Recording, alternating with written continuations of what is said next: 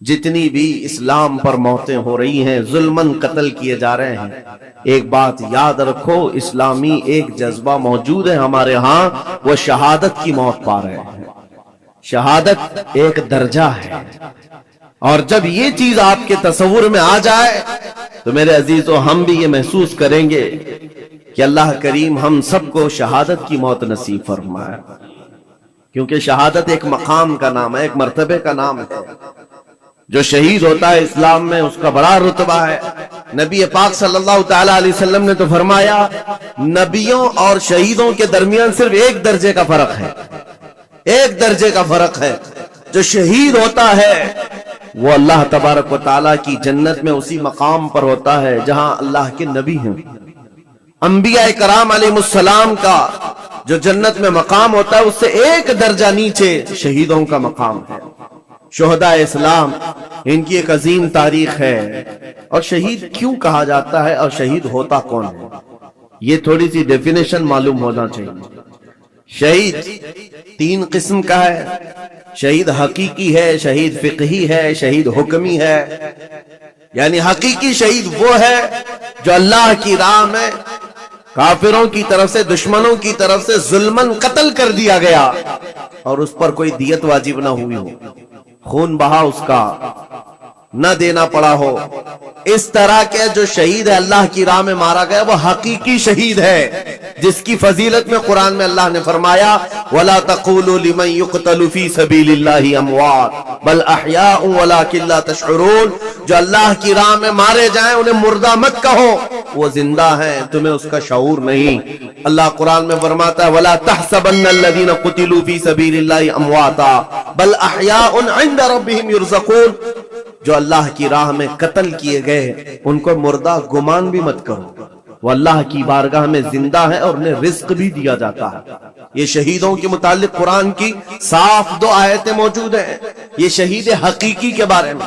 ویسے شہید حکمی بھی ہے، 7 قسم کے الگ الگ ہیں، جیسے نبی کریم صلی اللہ تعالی علیہ وسلم نے فرمایا دیوار کے نیچے دب کر کے کوئی مر گیا، آگ میں جل کر کے کوئی مر گیا، پانی میں ڈوب کر کوئی مر گیا، خودکشی کی بات نہیں، حادثے سے خود جلا کر کے مرا ہے، خود پانی میں کود کے مرا، اس کے لیے نہیں، حادثے سے آگ میں جل کر مر گیا، یا پھر پانی میں غرق ہو گیا، یا پھر کسی بڑے حادثے میں، یا نیمونیا کی بیماری جس کو ذات الجنب کہا جاتا ہے، اس میں اگر کسی کا انتقال ہو گیا، یا پیٹ کے درد میں کوئی انتقال کر گیا، یا وہ عورت جو بچہ ہونے کے وقت انتقال کر گئی، ان سب کو شہید کا درجہ دیا جاتا ہے۔ یہ شہید حکمی ہے، یعنی حقیقی شہید کا مقام ایک الگ ہے، لیکن ان کو حکمن شہید کہا جاتا ہے اسلامی اعتبار سے۔ لیکن جو حقیقی شہید ہے اس کے لیے میں اس لیے آج اس موضوع کو چھیڑ رہا ہوں کہ دیکھ دیکھ کر کے ہم تھک چکے، چھوٹے سے بچوں کے زخم ہماری نیند خراب کر دیتے ہیں، ان کی چیخیں ہمارے چین کو اڑا دیتی ہیں۔ کیا آپ کے سامنے روز مرہ ماؤں کے بچوں کو ہاتھ میں اٹھائے ہوئی تصویریں نہیں آتی، اخباروں کی زینت نہیں بنتی؟ آج وہ ان چھوٹے بچوں کو کبھی ملبے میں اپنے عزیزوں کو ڈھونڈتے ہوئے ہم دیکھتے ہیں، دل باہر نکل آتا ہے، کلیجہ منہ کو آتا ہے۔ جس کا گھر تباہ کر دیا گیا، توڑ پھوڑ کر دیا گیا ہے، وہ ننھی ننھی انگلیوں سے ملبہ ہٹا کر کے اپنے عزیزوں کی لاشیں ڈھونڈ رہے ہیں۔ میرے عزیزوں یہ بڑے دل جگرے کی بات ہوتی ہے، 8 سال کی عمر میں، 6 سال کی عمر میں جن کے ماں باپ بھائی بہن سب چھین لیے گئے ہوں، اور اگر اس بچے کو زندہ رہنا ہے، ابھی زندہ رہنا ہے، تو اس کی آگے کی زندگی کا کیا ہے؟ اس کے پاس کوئی اسباب نہیں، لیکن پھر بھی وہ بچہ الحمدللہ کہتے ہوئے آگے بڑھتا ہے۔ یہ حالات دیکھ کر کے اور پھر میرا جسم اس وقت رونگٹے کھڑے کر دیا، اور اس وقت ہمارے جسم میں کپ کپی طاری ہوئی جب ہم نے لاشوں کی انبار کو دیکھا، اور بڑے بڑے جوانوں کی نہیں، چھوٹے چھوٹے بچوں کی لاشیں لائن سے لگائی گئی ہیں، تقریباً 50 یا 60 بچے، اور مائیں اس میں اپنا بچہ ڈھونڈنے کے لیے چادر ہٹا ہٹا کر کے دیکھ رہی ہوں۔ ایسے لگتا ہے جیسے ہم اسکول بھیجتے ہیں اپنے بچوں کو، اور بھیڑ میں اپنے بچوں کو تلاش کر رہے ہوتے ہیں، اور وہ میتوں میں اپنے بچوں کو ڈھونڈ رہی ہیں۔ ہاتھ میں دستی یا رومال لیے ہوئے جب اپنا بچہ مل جائے، ماں اس کے بچے کا خون صاف کرتی ہے چہرے سے، وہ درد اور کرب کیا ہوتا ہے ایک ماں سمجھ سکتی ہے، ایک باپ سمجھ سکتا ہے، جس کے گھر اولاد ہے وہ سمجھ سکتے ہیں۔ لیکن یہ درد جو بچوں کا دیکھا ہم نے، کسی کا ہاتھ کٹا، کسی کا پیٹ پھٹا، کسی کا سر پھٹا، لیکن ان تمام چیزوں کو دیکھ کر جب رونگٹے کھڑے ہوتے، پھر میں نے پڑھنا شروع کیا، اس بات پر آ کر کے پھر دل مطمئن ہوا۔ میرے نبی پاک صلی اللہ علیہ وسلم نے فرمایا، جو اللہ کی راہ میں شہید ہوتا ہے، تم کیا سمجھتے ہو اس کو درد بہت زیادہ دیا جاتا ہے؟ اس کو جب قتل کرتے ہیں ظالم اور کافر، اس کو جس طرح سے مارا جاتا ہے، ٹکڑوں میں بدل دیا جاتا ہے، تمہیں کیا لگتا ہے بہت تکلیفیں ہوتی ہیں؟ میرے آقا صلی اللہ علیہ وسلم فرماتے ہیں، شہید کو اتنی تکلیف بھی نہیں ہوتی جتنا تمہیں چونٹی کاٹنے سے ہوتی، اس کو اتنا درد بھی نہیں دیا جاتا۔ وہ اللہ رب العزت کی بارگاہ میں مامون ہے، اسے دنیا کے درد سے آزاد کر دیا جاتا ہے۔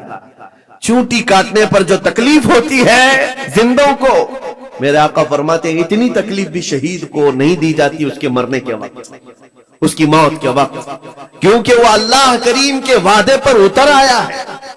میں نے قرآن کی آیت جو پڑھی سب سے پہلے، رب تعالیٰ فرماتا ان اللہ اشترى من المؤمنین انفسهم واموالهم بان لهم الجنہ، اللہ تعالیٰ نے بندوں کے ساتھ ایک سودا فرمایا، ایک سودا کیا، کیا ہے؟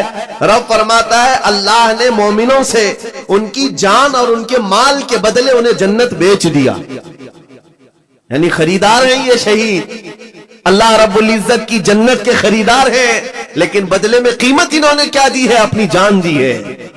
اللہ کریم کی بارگاہ میں اپنی جان پیش کر کے اس وعدے کو حاصل کیا ہے۔ یقیناً میرے عزیزو، رب تبارک و تعالیٰ کے وعدے کو حاصل کرنے والی یہ جماعت شہیدوں کی، یہ عام لوگوں میں نہیں ہوتی، عام انسانوں میں نہیں ہے۔ یہ مقام کا اس کی عظمت جسے پتہ چل جائے، اس کے دل سے خوف خطر ختم ہو جائے۔ میرے آقا صلی اللہ تعالیٰ علیہ وسلم فرماتے ہیں جنت میں سب چلے جائیں گے، جو جنتی ہوں گے قیامت کے دن، جن ایمان والوں کو جنت میں جانے کی بشارت ہوگی وہ جنت میں جا چکے ہوں گے، اور کوئی جنتی مومن ہرگز یہ نہیں چاہے گا کہ جنت سے باہر نکل کر کے آئے، کوئی نہیں چاہے گا، مگر میرے آقا فرماتے ہیں صرف شہید ایک ایسا ہوگا، شہید صرف ایسا ہوگا جو اللہ کریم کی بارگاہ میں یہ عرض کرے گا، مولا پوچھے گا اے شہید تجھے اور کسی نعمت کی ضرورت ہے جنت میں؟ وہ کہے گا کہ مولا بس ایک ہی خواہش ہے، دنیا میں تو پھر بھیج، پھر تیرے نام پر قتل ہو کر کے آؤں، پھر تیرے نام پر مر کر کے آؤں، پھر مجھے دنیا میں بھیج، پھر تیرے نام پر مر کر کے آؤں، اس لیے کہ شہادت میں جو لطف ہے وہ مجھے یہاں نہیں ملتا۔ عزیزان گرامی، یہ صرف شہید کے بارے میں میرے آقا صلی اللہ علیہ وسلم نے فرمایا، اور یہ فضیلت بیان کر کے خود میرے آقا فرماتے ہیں، حضرت ابو ہریرہ رضی اللہ تعالیٰ عنہ سے روایت ہے، بخاری شریف کی حدیث ہے، فرماتے ہیں میرے آقا میری خواہش ہے کہ اللہ کی راہ میں قتل کیا جاؤں، پھر زندہ کیا جاؤں، پھر قتل کیا جاؤں، پھر زندہ کیا جاؤں، پھر قتل ہوں، پھر زندہ ہو جاؤں، اور اسی میں اللہ کی رضا حاصل کر لوں۔ یہ میرے آقا صلی اللہ علیہ وسلم فرماتے ہیں۔ عزیزان گرامی اوقات، جو شہید ہو چکے اللہ کی بارگاہ میں ہیں، وہ نعمتوں میں ہیں، وہ زندے ہیں، بلکہ ہم سب سے بہتر ہیں، ان کے مقام کو پوری دنیا والے ابھی مل کر نہیں پہنچ سکتے۔ اللہ کریم نے ان کو جو شہادت کا انعام عطا کیا ہے، میں آپ کو بتاتا ہوں صحابہ کرام رضوان اللہ تعالیٰ علیہ مجمعین کی دو مثالیں، کیا جذبہ تھا ان کے اندر۔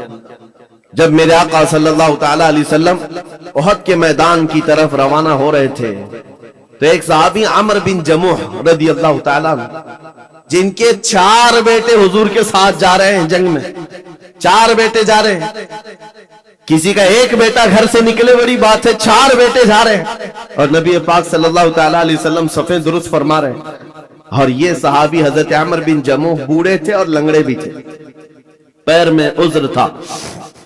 حضور پاک صلی اللہ تعالیٰ علیہ وسلم کی بارگاہ میں آئے، کہا یا رسول اللہ میری خواہش ہے میں بھی آپ کے ساتھ حاضر ہوں، بچے مجھے جانے نہیں دینا چاہتے ہیں، 4 بیٹوں نے زبردستی باپ کو گھر میں بٹھایا تھا، اب آپ نہیں جائیں گے، ہم جائیں گے رسول اللہ کے ساتھ، اور باپ اس بات پر لڑائی کر رہے ہیں بیٹوں سے، نہیں میں بھی جاؤں گا۔ हुजूर पाक सल्लल्लाहु ताला अलैहि वसल्लम के पास आकर ऐसे दर्द भरे अंदाज में उन्होंने कहा था, मेरे आका सल्लल्लाहु अलैहि वसल्लम ने इनकार नहीं फरमाया, कहा कि ठीक है आप भी चले।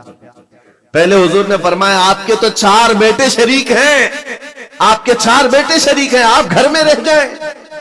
हुजूर पाक सल्लल्लाहु अलैहि वसल्लम ने जब ये फरमाया तो वो क्या कहने लगे, आवाज निकाल कर रोने लगे, कहा तुफ है मेरे बुढ़ापे को, मेरे बुढ़ापे ने मुझे नबी से दूर कर दिया, जवान होता मेरे बेटों की तरह तो मैं भी जाता। हुजूर पाक ने फरमाया नहीं आप भी जा सकते हैं। लंगड़ा पैर था, हुजूर ने फरमाया कैसे चलोगे, दिक्कत होगी, तकलीफ होगी।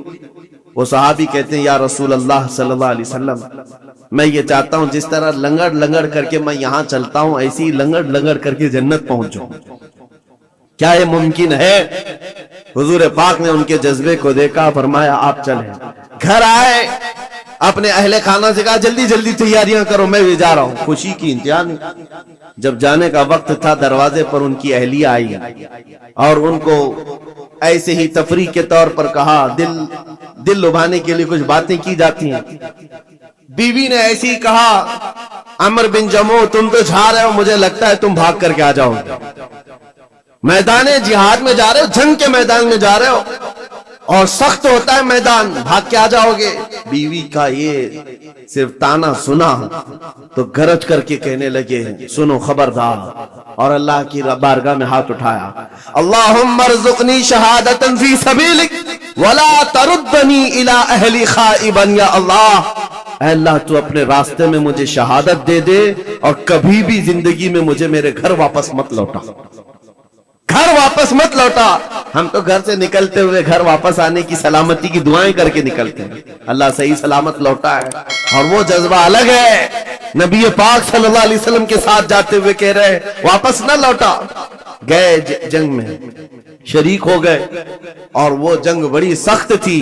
उहद की जंग तो आपको मैंने कई मर्तबा जिक्र किया है, बहुत सख्त इम्तिहान था सहाबा का, जहां 70 सहाबा शहीद हुए, उसमें हजरत अमर बिन जमूह भी शहीद हो गए। ये बूढ़े सहाबी शहीद हो गए नबी पाक सल्लल्लाहु ताला अलैहि वसल्लम ने। फिर उसके बाद शाम को जब लाशें उठाने की बारी आई, इनकी अहलिया घर से आई और मैदान जंग से लाशें जब उठाई जा रही थी, अमर बिन जमूह की लाश को उठाया, घोड़े पर रखा, सवारी पर अपने घर की तरफ लौटी। सवारी ना इधर जाती ना उधर जाती, कहीं नहीं, बार बार घोड़े को चाबुक लगाकर दौड़ाया जाता है लेकिन घोड़ा जाता ही नहीं है। वो तंग आ गई, मजबूर हो गई, कहा क्या है, लाश इतनी भारी हो गई, वजन हो गई, क्या है ये? नबी पाक सल्लल्लाहु अलैहि वसल्लम की बारगाह में आकर के उनकी अहलिया ने कहा, आका सब अपनी लाशें ले जा रहे हैं, मैं भी इनकी लाश अपने घर ले जाकर इनको थोड़ी देर के लिए रखना चाहती हूँ, लेकिन सवारी है कि आती नहीं आगे। मेरे आका ने फरमाया, घर से निकलते वक्त इन्होंने क्या कहा था? उनकी अहलिया ने कहा था, इन्होंने कहा था अल्लाह की बारगाह में कि मौला मुझे घर वापस सलामत न लौटाना।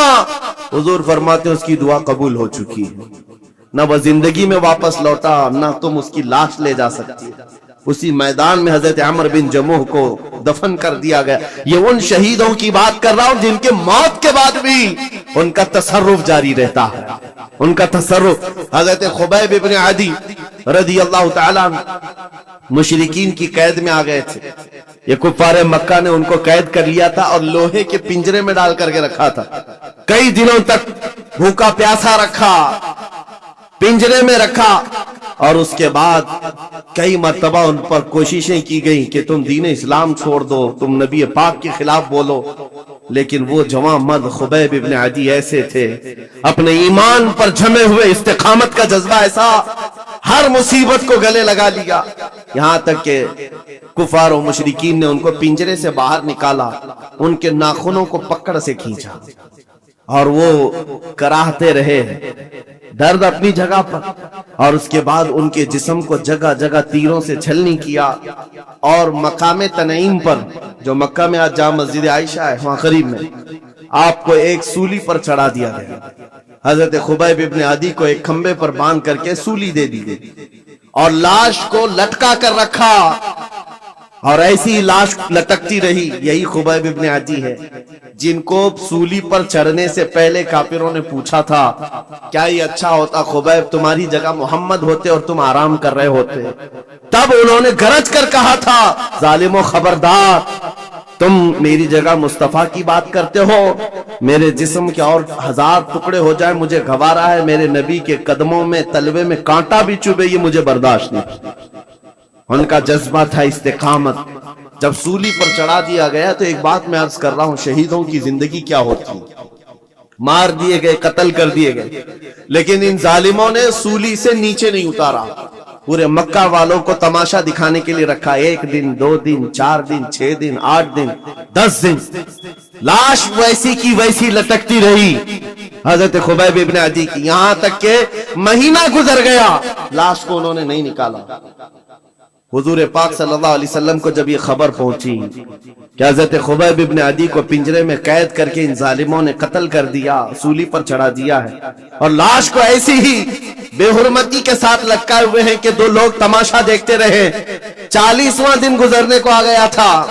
حضور پاک صلی اللہ علیہ وسلم نے اپنے صحابہ سے فرمایا ہے کوئی میرے صحابہ میں سے جو خبیب ابن عدی کی لاش کو اتار کر کے مدینے لے آئے، ان کی لاش کو اتار کر کے عزت و احترام کا معاملہ کرے، جبکہ 40 گھڑ سوار دن رات پہرے داری کر رہے تھے اس لاش کے پاس.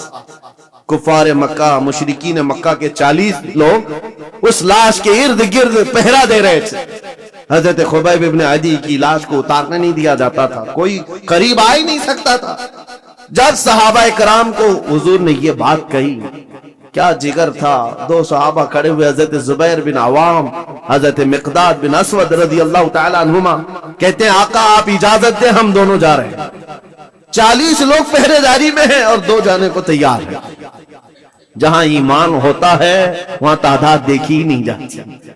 ہمیشہ سے یہ رہا ہے، ستیزہ کار رہا ہے ازل سے تا امروز، شرار ابو لہبی سے چراغ مصطفی. آج بھی یہی حالات ہیں. ایک طرف سپر پاور طاقتیں پیٹروٹ میزائل لے کر کھڑی ہیں اور سامنے نہتے بچے کنکروں سے مقابلہ کر رہے ہیں. میرے عزیزوں چھوٹے چھوٹی لکڑیوں سے مقابلہ کر رہے ہیں. بظاہر دنیا کو آج دیکھنا چاہیے. کربلا کی داستان سناتے ہیں، ہو سکتا ہے کسی کو یقین نہ آئے، ایک طرف 22,000 تھے، ایک طرف 72 تھے.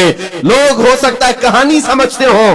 آج کی اس دنیا میں آنکھیں کھول کر دیکھ لو، ہائی ٹیکنالوجی ایک طرف ہے اور نہتے چھوٹے سے بچے ایک طرف ہیں، لیکن ان کا جذبہ تو دیکھو.